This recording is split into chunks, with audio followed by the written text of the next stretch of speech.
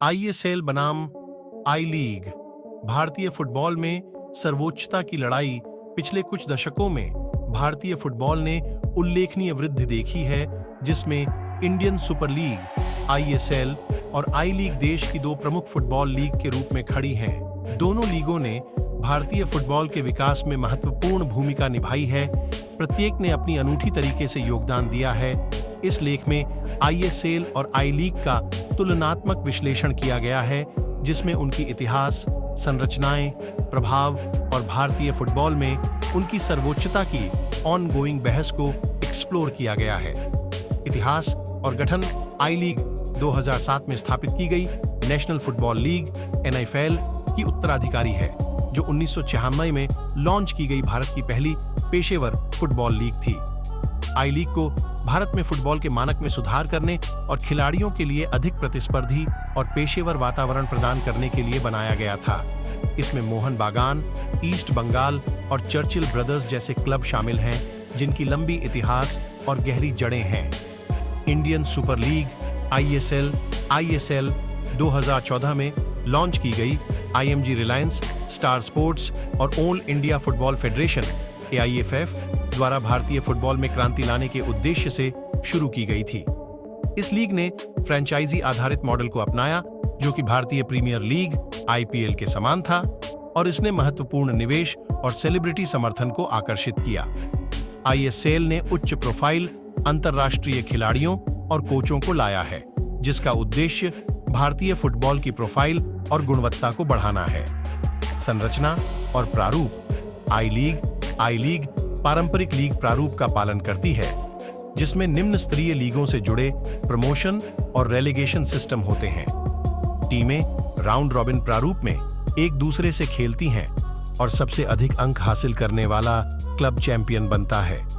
सबसे निचले स्थान पर रहने वाली टीमें आई लीग सेकंड डिवीजन में रेलेगेट हो जाती हैं, जिससे पूरे सत्र में प्रतिस्पर्धात्मक बढ़ोतरी बनी रहती है। आईएसएल इसके विपरीत आईएसएल फ्रेंचाइजी मॉडल का उपयोग करता है, जिसमें कोई प्रमोशन या रेलेगेशन नहीं होता है। लीग की शुरुआत 8 फ्रेंचाइजियों के साथ हुई थी, जो बाद में बढ़ी।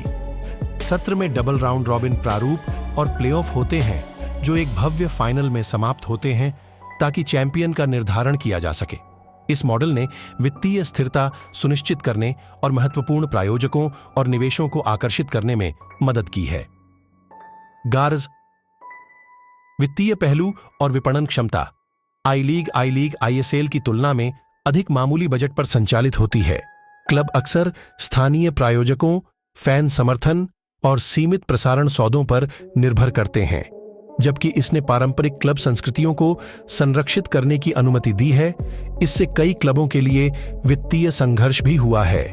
आईएसएल को महत्वपूर्ण उच्च वित्तीय समर्थन प्राप्त है, जिसमें प्रमुख कॉरपोरेट प्रायोजक, प्रसारक और सेलिब्रिटी मालिक शामिल हैं। इसके परिणाम स्वरूप खिलाड़ियों के लिए उच्च वेतन, बेहतर बुनियादी ढांचा और व्यापक विपणन अभियान हुए हैं।